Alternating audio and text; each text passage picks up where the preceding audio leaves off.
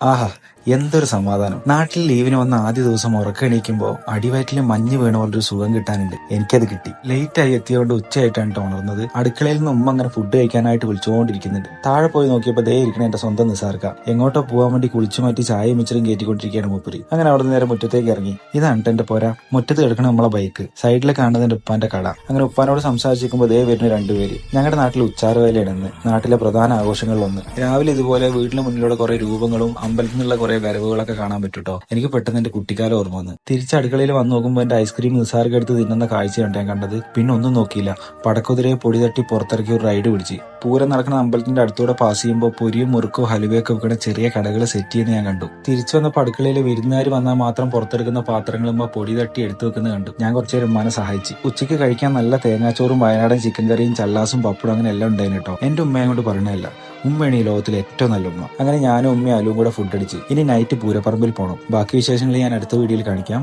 എന്റെ പേജ് ആദ്യമായിട്ടാണ് കാണുന്നുണ്ടെങ്കിൽ ഫോളോ ചെയ്തിട്ട് സപ്പോർട്ട് ചെയ്യാൻ മറക്കല്ലേ കേട്ടോ.